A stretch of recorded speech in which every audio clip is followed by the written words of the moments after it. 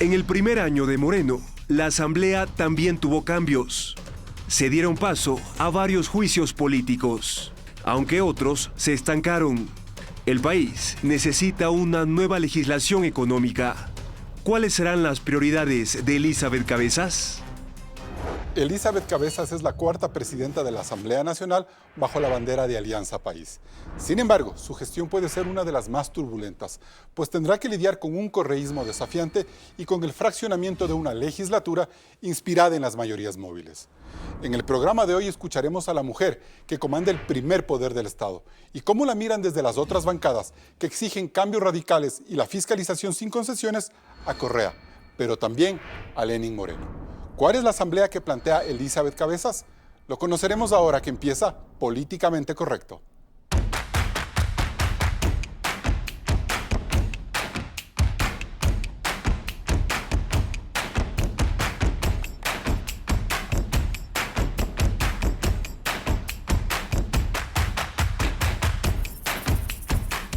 Hoy está con nosotros la presidenta de la Asamblea Nacional, Elizabeth Cabezas. También nos acompaña Henry Cucalón, asambleísta y jefe de bloque del Partido Social Cristiano, y Homero Castañer, también legislador, jefe de la bancada del Movimiento Creo. Gracias por estar en Políticamente Correcto, en donde vamos a analizar los retos que tiene Elizabeth Cabezas al frente de la legislatura y las expectativas que esa tarea ha despertado en otras bancadas, pues la titular de la Asamblea encarna esos cambios que vivió el Ecuador de la transición morenista. Claudia. Al menos en lo formal, los cambios políticos ocurridos en la Asamblea Nacional son evidentes. El oficialismo, liderado por José Serrano, pasó de contar con una mayoría contundente de 74 legisladores frente al resto de bancadas parlamentarias a experimentar la ruptura interna. Ahora el Parlamento de Elizabeth Cabezas cuenta con 46 legisladores de Alianza País, 27 curules del correísmo, 21 de Creo, 16 del Partido Social Cristiano y 15 del Bloque de Integración Nacional. Los 7 legisladores de Suma y otros 5 independientes completan el hemiciclo. Pero más allá de la destitución de José Serrano y la llegada de Cabezas, en el Consejo de Administración Legislativa no hubo cambios.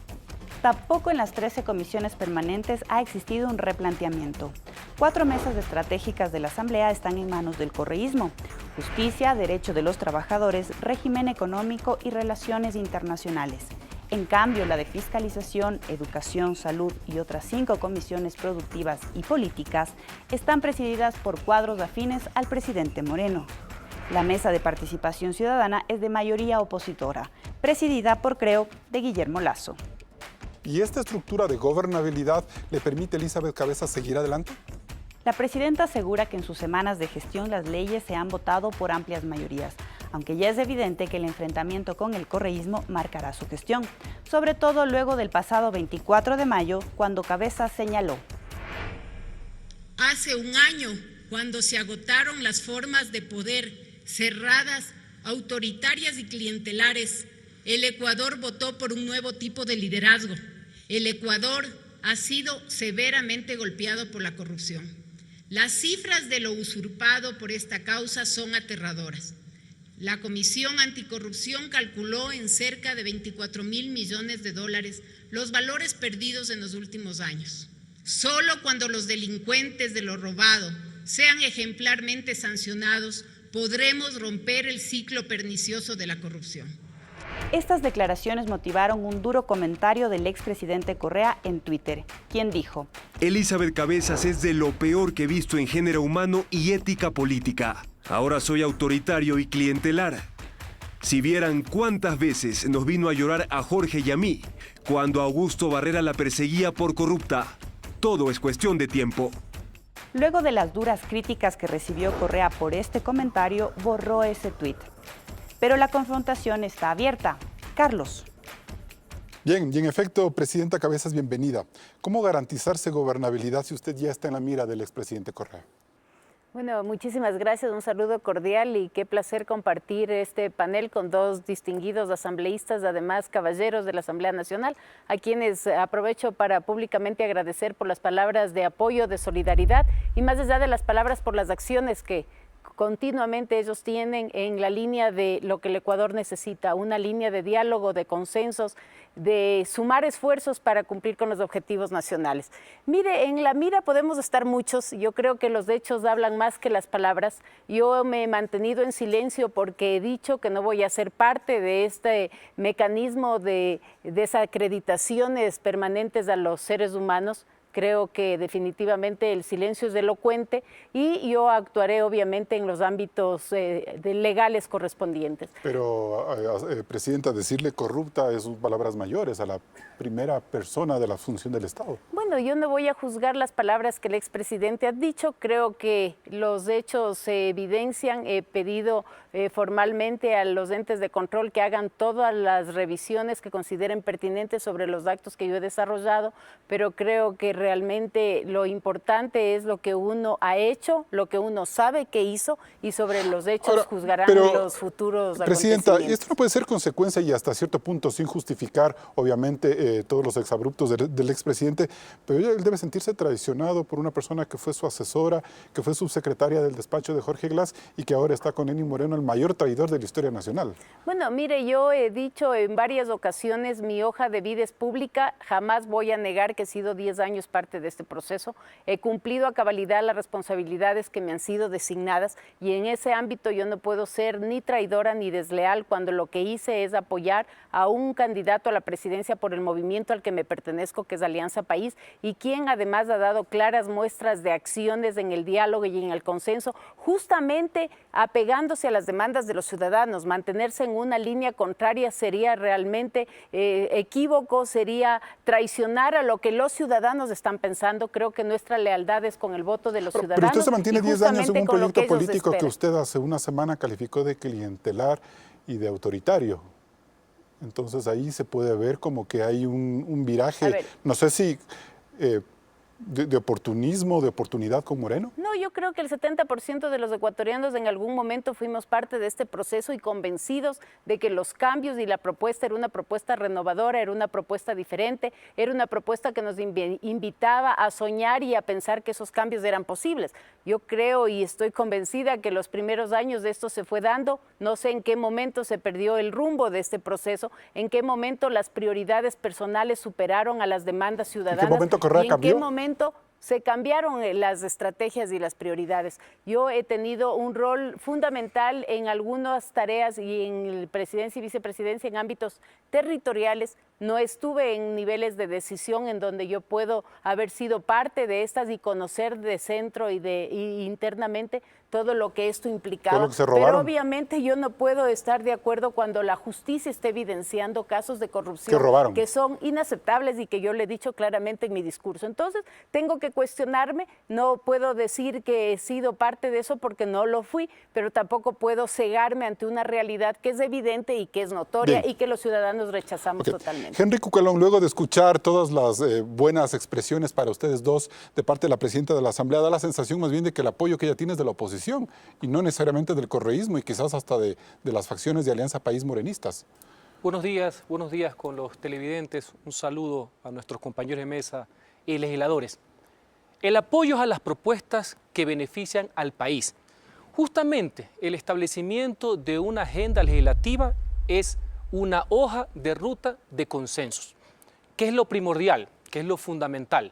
El compromiso que debemos adquirir, y ese es el desafío que tenemos todos, Presidenta incluida, de poder tramitar y aprobar, no solamente decir cuál es la agenda, sino de tramitarla y aprobar los temas que el país requiere. Usted habla de temas, pero lo que necesita cabezas es gobernabilidad, apoyo político. La gobernabilidad es la consecuencia de cumplir con los ciudadanos, esa agenda de país, ese acuerdo que necesita de los grandes temas que se conciernen a ¿qué? Economía, empleo, seguridad, salud, lucha firme contra la corrupción. La consecuencia de aquello que nos permita conectarnos y sintonizarnos con las demandas legítimas de la gente, de esta gran agenda de país, es lo que le va a dar gobernabilidad no solamente a la presidenta, al Parlamento como órgano colectivo, Pero así muchas de esas leyes que ustedes, por ejemplo, defienden, Partido Social Cristiano, creo, no son necesariamente las que marcaron el eje de campaña de Moreno o la visión del oficialismo de Alianza País en su conjunto.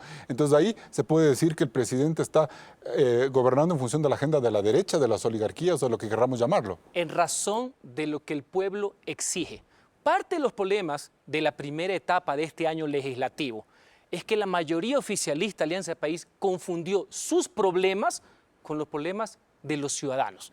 Nuestro deber es canalizar y destrabar esa posición. Y si se vota coincidentemente en temas, es saludable para la democracia. El problema no es votar con el oficialismo o entre bancadas de oposición, sino para qué se vota. Ese es el mensaje de Jaime Nebot de apoyo a la presidenta de la Asamblea, a ese pacto de gobernabilidad que ella pidió hace una semana, asambleísta. Ese es el acuerdo que necesita el país sobre temas fundamentales. Habrá otros en que no habrá coincidencia, pero lo que le interesa a la gente para que exista progreso, libertad y desarrollo, tenga usted la plena seguridad, presidente incluido, y con todos los bloques haremos lo necesario para que eso se viabilice. Asambleísta Homero Castañer, ¿se puede hablar de una asamblea promisoria cuando el CAL y las comisiones todavía tienen influencia del correísmo, de gente de Alianza País, que si bien está alineada con Moreno, pues también tiene su corazoncito verde Correa? Muy buenos días, presidenta, Carlos y a Henry. Es un gusto estar con ustedes y a los televidentes. Bueno, yo pienso que lo que vivimos el primer año de legislatura fue una conducción errada de la Asamblea. Para que sepa el pueblo ecuatoriano, 7 semanas del año pasado no se sesionó. No se sesionó por los problemas internos de Alianza País, no hubo sesiones del Pleno, sesiones de comisiones. Se refiere al liderazgo de José Serrano y la crisis de Glass, ¿no? Fue una situación terrible, una situación que nos llevaba y que nos estaba arrastrando a los problemas internos de Alianza País, a toda la legislatura. La legislatura no es de Alianza País, es un cuerpo colegiado en donde vamos asambleístas de distintas regiones, de distintas provincias, de distintas ideologías, con iniciativas legislativas y de fiscalización que son legítimas. Son legítimas, no podemos decir la Asamblea es de Alianza País. Ahora nosotros pensamos, y tengo que decirlo públicamente, que la presidenta de la Asamblea ha tendido esos puentes para hacer una agenda legislativa al año de que estamos posesionados. Al año. Se nota ese cambio. Efectivamente, y dentro de ese cambio, si hay iniciativas que nos unen, por ejemplo, unas reformas a la ley de comunicación, que era algo que propusimos nosotros en campaña, que está en el tapete. Pero se puede manejar una asamblea cuando, por ejemplo, tenemos en el CAL una persona como Soledad Buendía, que trata de estar lo menos posible ahí, que boicotea en algunos momentos la buena armonía que puede haber ahí, o que tengan que ustedes ver de qué manera mueven los proyectos de ley en determinadas comisiones para que no se bloqueen en otras. Una de nuestras propuestas. ¿Se puede hacer gobernabilidad con Una eso? de nuestras propuestas era que había que reestructurar la Asamblea. ¿Y qué pasó con eso? Lamentablemente no pasó. ¿Y por qué teníamos que reestructurar? Porque cambió el escenario de la Asamblea Ustedes Nacional. tener más espacio, los socialcristianos, ¿no es Absolutamente, y es legítimo que las iniciativas de presidir una comisión, de que vayan las iniciativas legislativas y de fiscalización canalizándose, se den una reestructuración. Ahora, ¿cómo podemos estar supeditados a que haya 2 comisiones en las cuales haya conflictos internos y esas comisiones estén provocando Tiene que cambiarse esas. El bloqueo de ciertas iniciativas? Ahí hay una tarea urgente, presidenta, pero además de eso, ¿usted teme que el bloque correísta trate de jugar en contra de usted por las directrices que dio el presidente Correa a través de ese tuit, el expresidente Correa? Mire, yo no dudo que eso pueda pasar, pero creo que el pueblo ecuatoriano será el mejor juez de estas acciones. Creo que de hecho ya están cosechando parte de todas las estrategias de estas erradas que han sido permanentes en contra no solamente mía, sino de cualquier persona que se permita cuestionar o opinar en contra. Recordemos que ellos de este momento están afanosos de una campaña de recolección de firmas, entonces cualquier evento que pueda generar incidentes, bulla alrededor de esto, piensan que puede ser un buen escenario para capitalizar. Controlan ¿no el CAL en algunos, tienen fuerza en el CAL, tienen comisiones importantes. ¿No amerita, como dice el asambleísta Castañer, reestructurar eso? Mire, yo creo que todavía dentro del grupo de correístas existe gente con quienes se puede conversar, con quienes se puede hablar. Yo he tenido varias conversaciones con quien hace vocería, que es Pavel Muñoz. Él está en una posición, yo diría, bastante racional.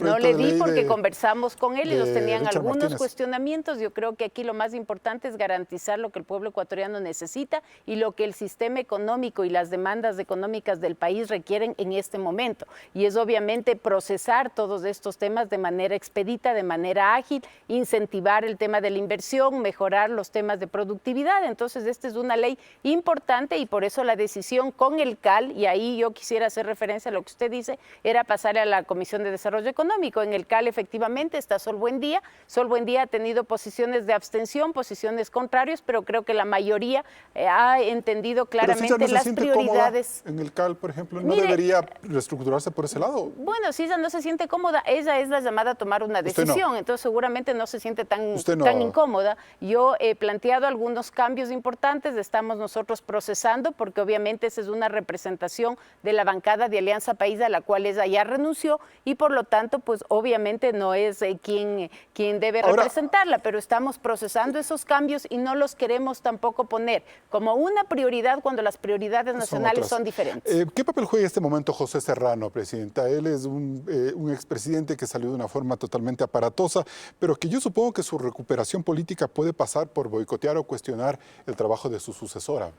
Bueno, me parecería que esa sería una acción también errada del asambleísta Serrano. Él es un actor político que tuvo un protagonismo como presidente de la Asamblea, ahora es un asambleísta, ¿no es cierto? Y obviamente su rol pues está solamente en sus manos. Cualquier acción que él tome o deje de tomar en favor o en contra de la Asamblea Nacional, creo que la valorará solamente él. Yo esperaría que obviamente él se sume a estas demandas nacionales y más bien sea un actor colaborativo y no un actor que interceda e impida que el proceso que demandan los ecuatorianos sigan para adelante. También deberíamos ver cómo avanza el bloque de Alianza País dentro de los apoyos o no a la presidenta de la Asamblea, el bloque morenista me refiero. Nos vamos a un primer corte comercial.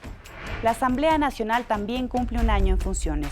¿Cuáles serán sus retos y prioridades para el segundo año? Regresamos con el debate en Políticamente Correcto.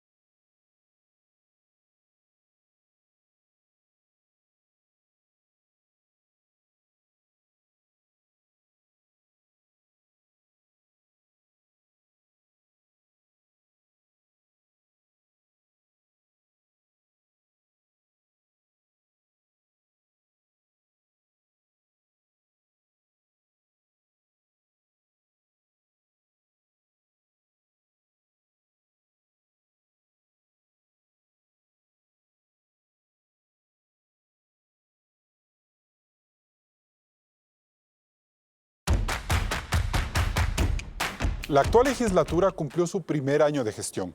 Claudia, cuéntanos, ¿cómo fue este periodo de labores? La Asamblea Nacional, que se inició en funciones en mayo del 2017, no tuvo una agenda legislativa, sino que tramitó leyes que fueron de la mano de la coyuntura nacional.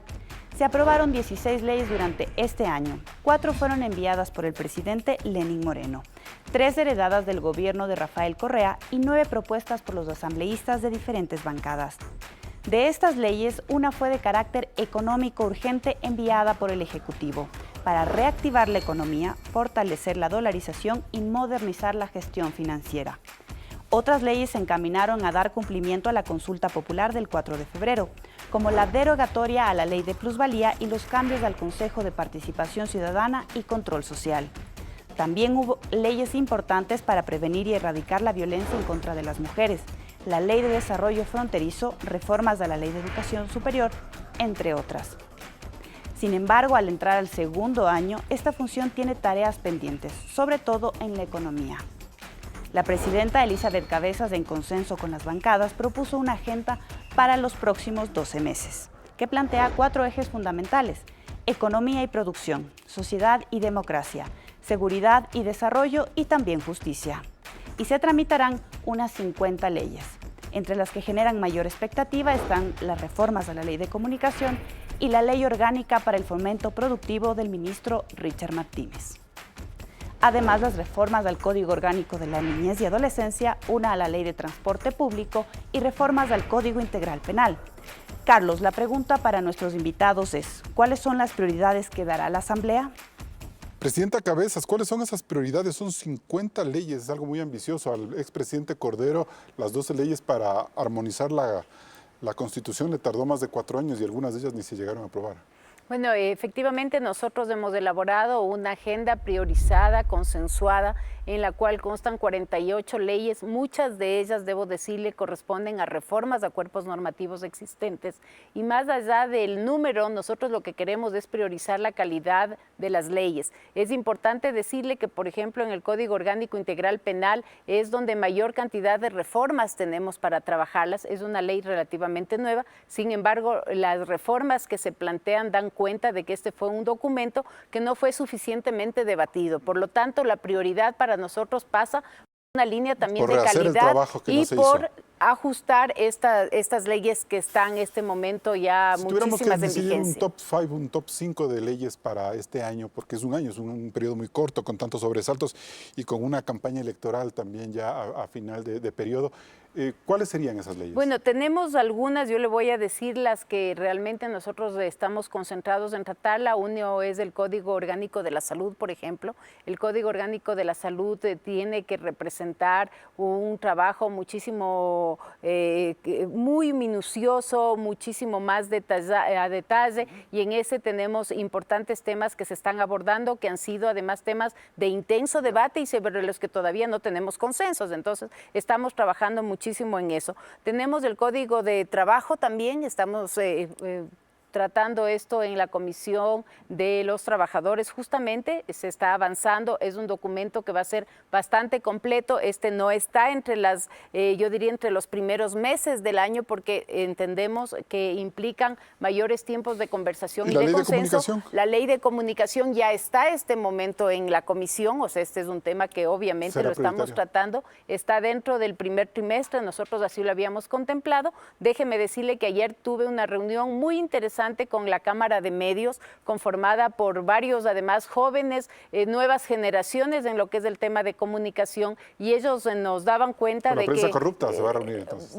Con la nueva generación de los medios de comunicación, y ya me reuní el día de ayer, no es que me voy a reunir, ya me reuní el día de ayer, y realmente ellos daban cuenta de que ya la propuesta que está en manos de la Asamblea había recogido gran parte de las aspiraciones que como medios ellos habían planteado. Sin embargo, hay algunos temas aún en donde ellos quieren plantear esos sigamos analizando eso. Ajustes. Homero Castanier, ¿cómo entender esa agenda legislativa? ¿Cuáles deberían ser esas prioridades? ¿Usted van a dar un apoyo a la agenda de Elizabeth Cabezas siempre y cuando qué? Bueno, siempre y cuando no suceda situaciones como la que sucedió el año pasado. Por ejemplo, esa vieja práctica de dejar sin quórum el 5 de diciembre, cuando se pidió la comparecencia de Eduardo Mangas, se fueron saliendo morenistas y correístas y nos dejaron sin quórum. Siempre y cuando se pueda consensuar los temas de interés, los temas que le importan al ciudadano. Al ciudadano ecuatoriano no le interesa que sigamos peleando entre asambleístas, no le interesa que sigamos discutiendo dentro de la Asamblea Nacional, sino que le solucionemos los problemas. ¿Cómo no vamos a apoyar estas reformas a la Ley de Comunicación si era una propuesta de nosotros en campaña? Fue una propuesta... Pero el proyecto llega del lado del gobierno y ustedes han presentado un montón de proyectos alrededor. Lo presentamos hace 10 meses. ¿Y cómo lograr que esas leyes se complementen? Ahí hay que hablar, hay que consensuar. Ahí hay un trabajo pendiente. Hay un trabajo y hay que consensuar. Es importante recibir una propuesta del Ejecutivo. Lamentablemente, ya digo, hace 10 meses presentamos y no se trató. Hubo un sesgo, ¿por qué? Porque se presentó de parte de nuestra bancada. Ahora tenemos que consensuar. Y tiene que alimentarse la nueva ley, las nuevas reformas con los proyectos de ustedes. Absolutamente, absolutamente. Nosotros creemos que aquí hay que discutir, hay que poner en una mesa los pros, los contras, cuáles son, escuchar a los actores y darle al país no hablemos de una ley reguladora, una ley inquisidora, sino una ley de libertad de expresión que no coarte el derecho a la información, a la investigación, que ha sido tan importante. Por ejemplo, el tema investigativo de los medios de comunicación para destapar estos actos de corrupción de los últimos años. Asambleísta Cucalón, luego de las reformas de la ley urgente de Richard Martínez, ¿la ley de comunicación se vuelve la ley importantísima de la agenda, la prioritaria en este momento? Teniendo en cuenta que la economía es lo prioritario y que el gobierno ha enviado una señal correcta, que esperemos que se concrete, temas que tienen que ver con los estímulos tributarios, la simplificación de los trámites para la alianza públicos-privados, la eliminación, por ejemplo, de conceptos como el anticipo, el impuesto de renta, son temas dables. Es una buena ley. ¿Dónde puede haber disensos? Y eso es lógico y democrático. Por ejemplo, meter impuestos disfrazados de eliminación de deducciones de las personas que tienen que pagar. Eso nosotros no lo vamos a permitir. Pero en términos generales es una ley que hay que apoyar. Usted me pregunta por la ley de comunicación. Por supuesto que es una prioridad, no solamente porque está en la agenda legislativa, no solamente porque tiene una fecha, sino porque responde a una demanda colectiva de ciudadanos que varios grupos políticos, entre los cuales el Partido Social Cristiano se incluye, porque también presentamos un proyecto de derogatoria parcial de esa infame y vil ley que sirvió para perseguir y para censurar a los medios privados, es el momento de enriquecerlo. Hay coincidencias, nosotros presentamos eliminación de Supercom, sí, eliminación del linchamiento mediático, también.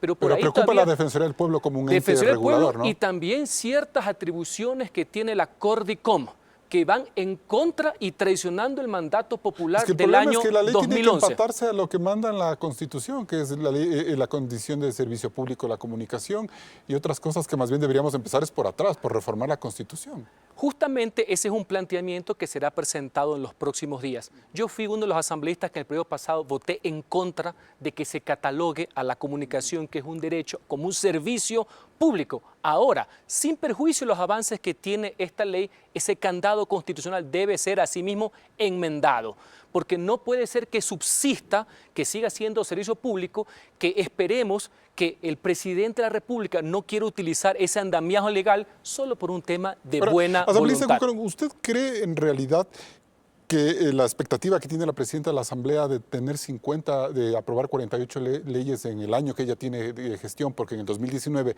tendría que reformarse la presidencia de la Asamblea, se pueda conseguir? Si se obra con pragmatismo, pensando en los intereses ciudadanos, con rapidez, alejando cualquier tipo de sectarismo y dentro de la agenda, priorizando temas económicos, el tema del Código de Salud, el tema de materia laboral, fundamentalmente el Código Integral Penal en todo lo que se refiere a los delitos que no dejan dormir a la gente, como son los delitos contra la vida, los asesinatos, los secuestros, etcétera.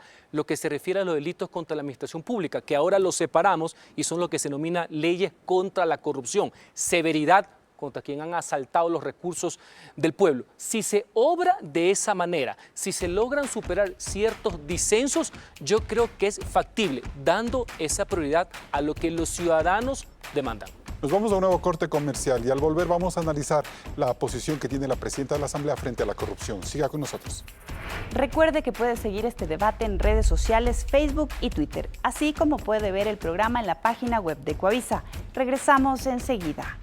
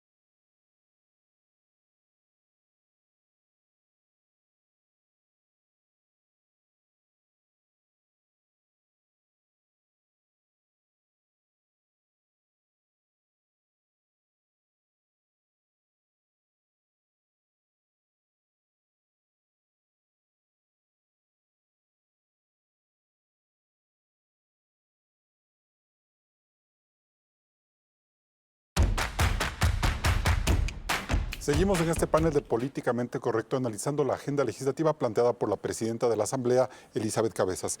Asambleísta Castañer, ¿cómo entender ese compromiso que hizo la presidenta de la Asamblea la semana anterior, el 24 de mayo, de crear una ley que permita que el Ecuador, que el Estado vuelva a recuperar lo robado por estas denuncias de corrupción en la década anterior? ¿Es una ley factible o es más bien una promesa política? Mire, yo pienso que un país no funciona mejor por tener mayor cantidad de leyes, sino que esas leyes sean respetadas. Las que existen. Las que existen y que funcionen. Por ejemplo, en el tema de corrupción, ¿cómo evitamos, cómo prevenimos que vuelva a suceder estos escándalos que han sido bochornosos, estos escándalos de corrupción los más graves de la historia del país? Hay que prevenir, pues. Hay que prevenir, por ejemplo, que los directorios de las empresas públicas sean manejados por una sola persona. Hay que prevenir que se vuelva a hacer negociaciones sin estudios. Hay que prevenir que que la Contraloría, por ejemplo, que la Contraloría no actúe como... Esa es una tarea de prevención, pero lo que dice la presidenta de la Asamblea es crear una ley, su compromiso, una ley que le permita recuperar al Estado lo que ya se robaron, lo que está quizás en offshore, en otros países. Y eso es lo que quiere el pueblo ecuatoriano, porque el pueblo ecuatoriano dice, sí, llaman a juicio político, hay gente detenida, hay gente presa, pero ¿y cuándo recuperamos lo que nos robaron, los que se enriquecieron, dónde están? Absolutamente. Yo pienso que se tiene que hacer unas reformas tales para que jamás en el Ecuador vuelva a existir esa impunidad, ese mensaje de impunidad de que todos los políticos son iguales, roban, se enriquecen, se aprovechan y no ha pasado nada. Asambleísta Cucarón, ¿es una ley políticamente viable ese compromiso que ha hecho la presidenta de la Asamblea? Sin duda, el país exige que existan normativas que permitan luchar con eficacia contra la corrupción, pero también amerita un tema de actitud. ¿Quién aplica esas normas? Requerimos una justicia independiente y no dependiente. Se han dado algunos pasos. El hecho que en la Fiscalía ya no esté el corifeo del expresidente Correa es un paso. En los próximos días se tiene que dar el siguiente, que no esté el exsecretario presidiendo la justicia y los vocales que hablaba de Alexis que han Mera. sido... No, y ese también el tetero mayor. Pero en todo caso, eso de ahí va a dar una señal correcta al país. Futuro. Y aparte, pero hacia el pasado... aparte, no solamente que se necesita esa ley de extinción del dominio que también garantice, obviamente, debido procesos, porque antes han existido proyectos que mezclaban conceptos penales con civiles. Si eso a usted le adiciona reformas al Código Penal en materia de delitos contra la administración pública, fortalecimiento institucional de la Contraloría General del Estado, que no crea que fue coincidencia, que fue deliberadamente debilitada a lo largo de esta década. La consulta popular donde el pueblo ordenó el castigo de por vida a las personas sancionadas por corrupción. Reforma a la ley de contratación pública para evitar el dedo, que a dedo se seleccione y se dé las obras públicas con sobreprecio. Ese conjunto de normas más actitud de cumplimiento y de negativa hacia la impunidad crearán un marco y un ordenamiento que sea proclive a luchar contra la corrupción. Bien, pero en ese sentido, señora presidenta, no entiendo todavía bien cómo se puede aplicar una ley que le permita recuperar al Estado lo que se perdieron, lo que se robaron los corruptos, según su mensaje del 24 de mayo, que le costó un jalón de orejas desde Bélgica.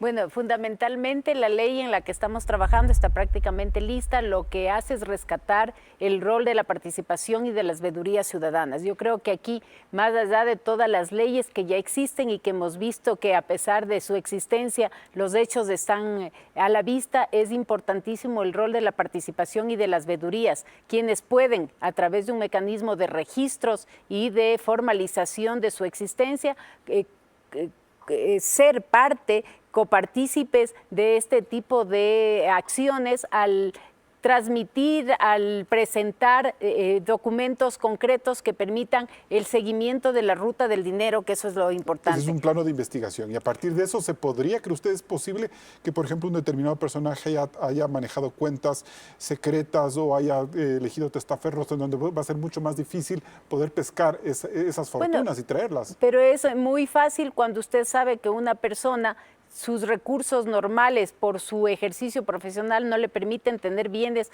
que luego aparecen públicamente y que además son vistos por todos los ecuatorianos, porque no es que nosotros no lo sabemos, o sea, los ecuatorianos hasta lo hacen sabemos. rifas de camionetas y todo para poder sustentar las defensas. Bueno, en todo caso, aparecen con pelos mire, yo largos creo que aquí hay un tema que es fundamental, es el tema del rol y de la decisión política y la decisión de seguir y de perseguir este tipo de hechos. Me ¿El parece dominio que el como tema... Cucalón es suficiente o hay que hacer algo más? No, hay que hacer varias reformas en varios cuerpos legales. Esta es una ley, y la que yo voy a presentar, distinta e innovadora, que tiene que ser complementada con estos cuerpos legales existentes reformados y que permitan justamente esos canales por donde se escapan los mecanismos de control y que hacen muchísimo más fácil el cumplimiento. Dado el papel que usted pone en esta expectativa a las veedurías ciudadanas, ¿se podría decir que, por ejemplo, está inspirado en lo que significó el trabajo de la Comisión Cívica Anticorrupción de Rodríguez, de Simón Espinosa y de Julio César Trujillo? Bueno, ¿Va por ese lado darles a ellos ese empoderamiento? Es importantísimo, y ellos ya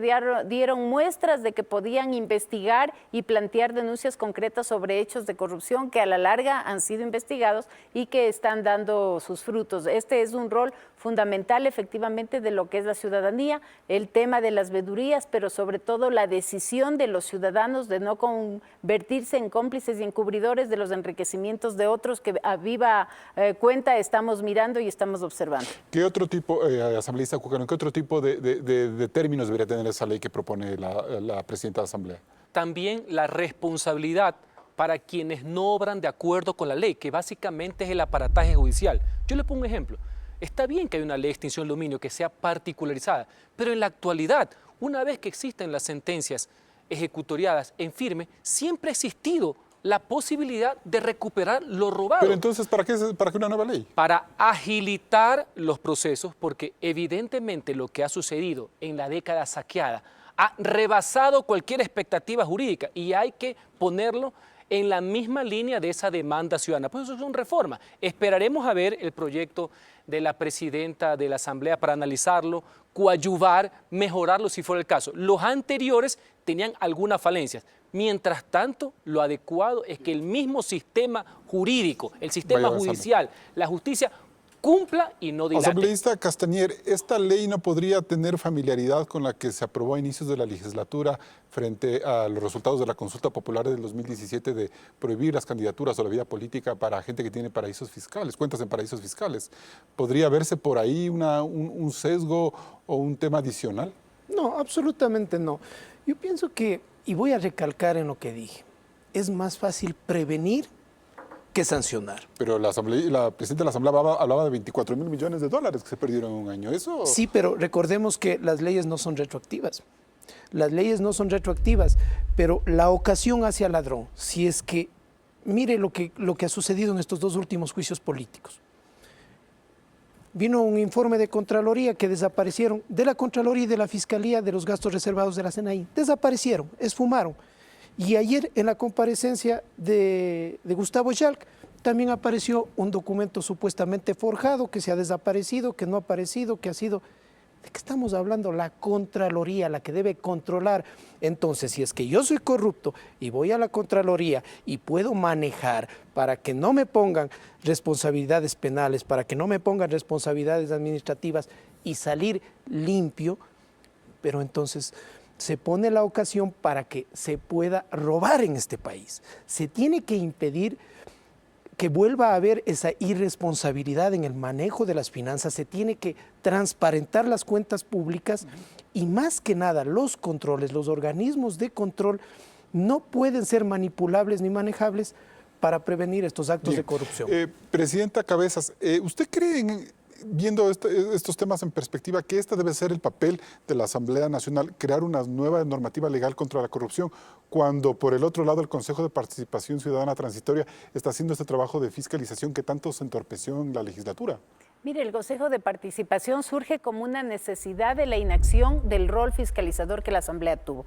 Yo comparto ahí lo que ha dicho el asambleísta Castañer. O sea, la fiscalización, y lo dije en mi discurso, ¿no? La fiscalización no tiene que venir como una ya consecuencia de los errores al castigo, sino simplemente ser como una alerta temprana para evitar que estos temas de corrupción o estos temas de falencias de cumplimiento en las normas sean detectadas oportunamente y evitar los problemas que hoy hoy tenemos. Yo le entendí más bien a usted que decía que la fiscalización no puede ser la consecuencia, o sea, dentro de la fiscalización el castigo no puede ser simplemente por el error, es decir, hay funcionarios que se equivocan de buena fe, pero que no meritarían ser sujetos de juicio político. Es que el momento en que, usualmente lo que ha pasado, el momento en que un personaje público es llevado a la Asamblea a un juicio político, ya hay una yo diría, decisión de que tiene que ser censurado y castigado, cuando puede convertirse en un escenario, como es en otros países, en donde los funcionarios públicos den permanentemente informes de su gestión, ante dudas que obviamente pueden existir y que no necesariamente les deben costar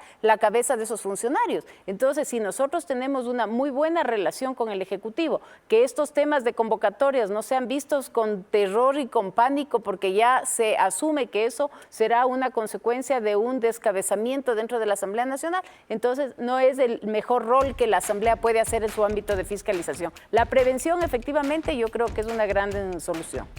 Nos vamos a un nuevo corte comercial. El Poder Legislativo tiene tareas pendientes como amnistías y juicios políticos. Siga con la señal de Coavisa.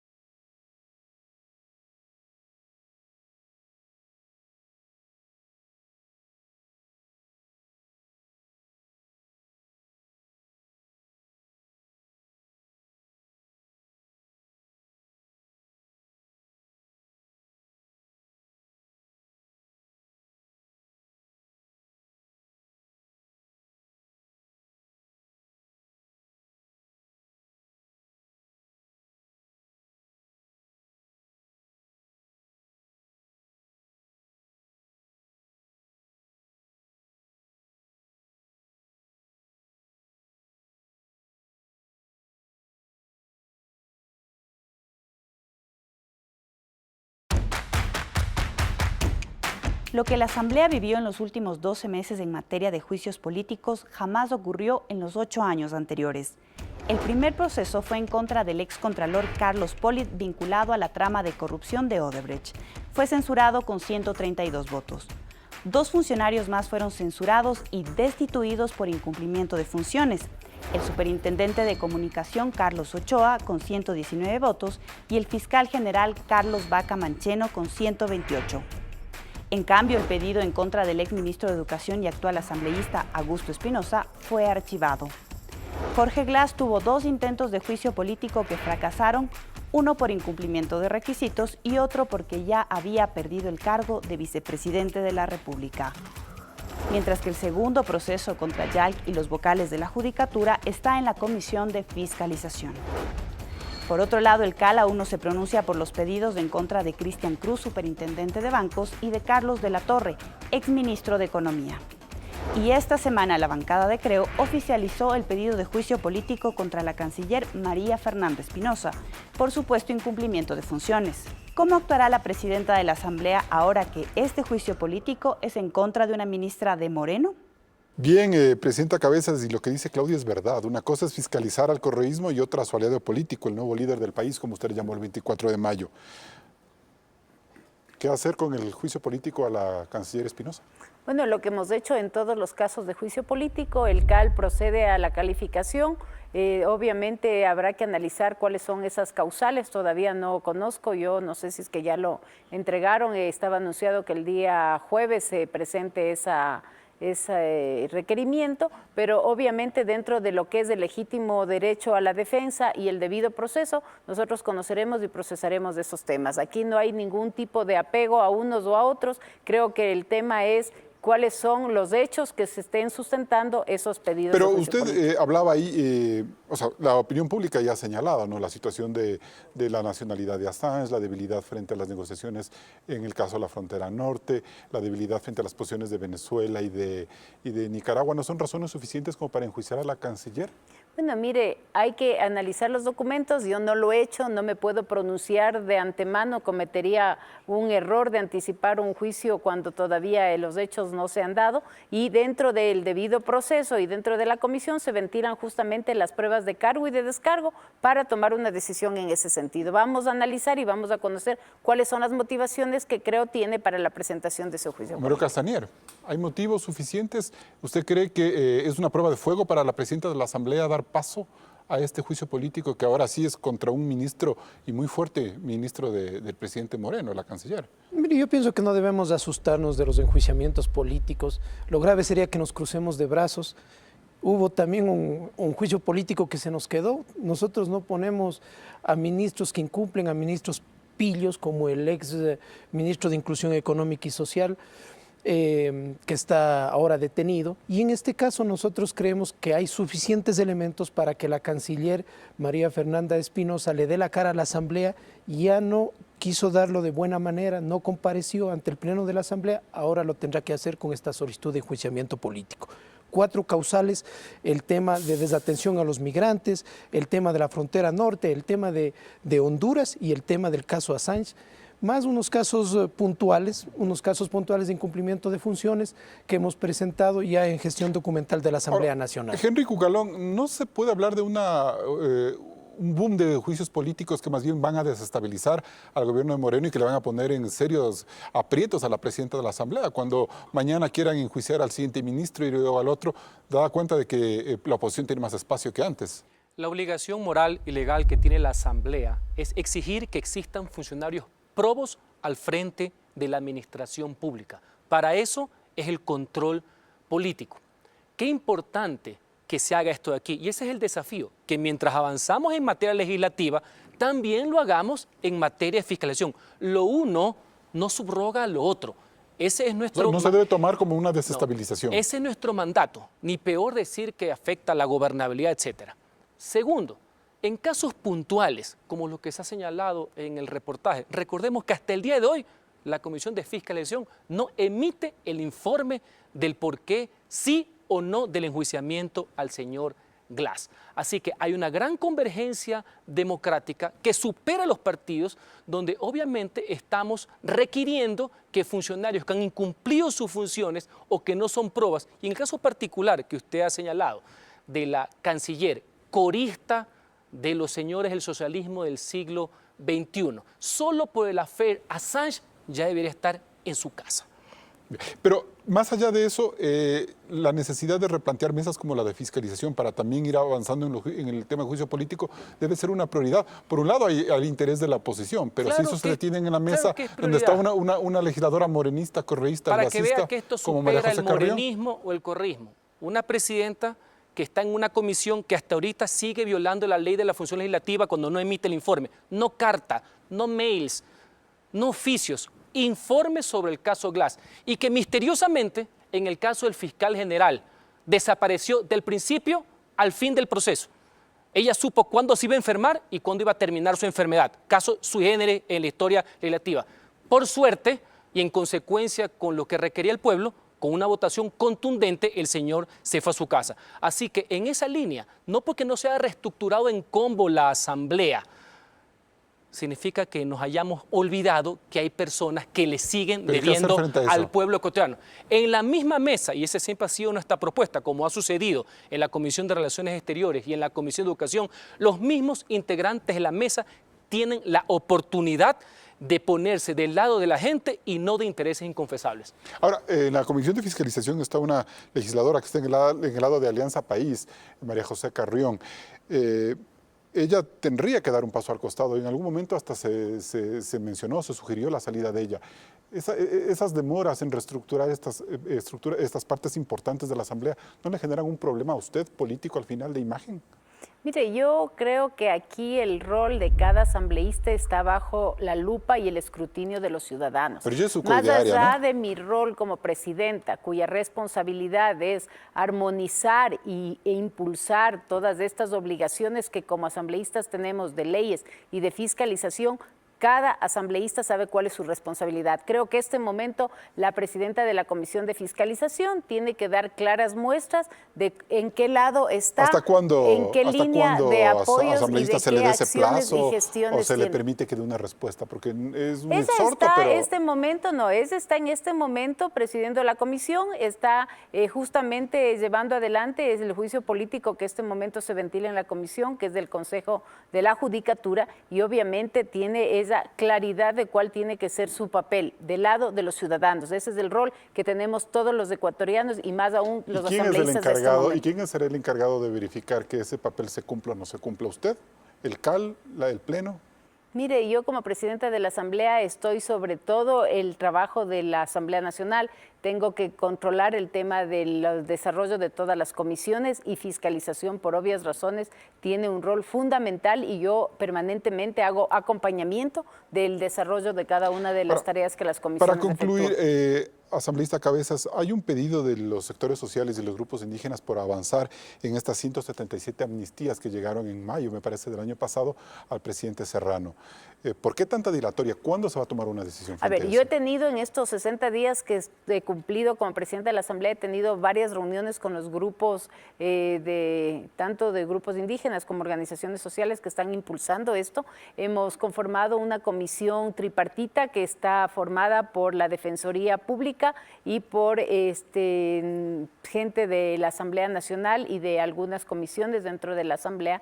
Y aquí el interés es impulsar estos temas de amnistías de una manera parcial en función de la gravedad y de las complejidades de cada uno de los casos. Estamos claros de que no lo vamos a poder hacer en paquete, cada caso tiene una particularidad. Pero tampoco se hizo nada en este año, entonces, eso es lo que usted me quiere decir. Durante este año se perdió todo este tiempo descuidado. Yo le voy a dar cuenta de los 60 días en los que yo estoy y de mi plan hacia los próximos 12 meses, en donde estamos rescatando todas esas carpetas de la Comisión de Justicia, en donde fueron enviadas, estamos actualizando los documentos y tenemos la firme decisión de impulsar los procesos. Gracias, hacia asambleísta. adelante. Nos vamos a un siguiente corte comercial y volvemos en etapa de conclusiones. Siguen Políticamente Correcto.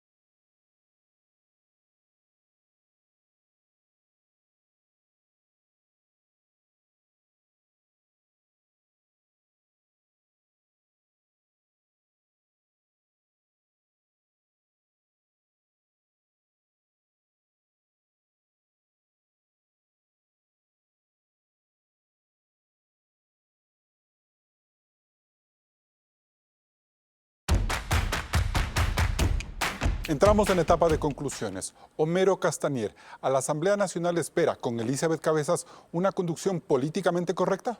Esperemos que sí.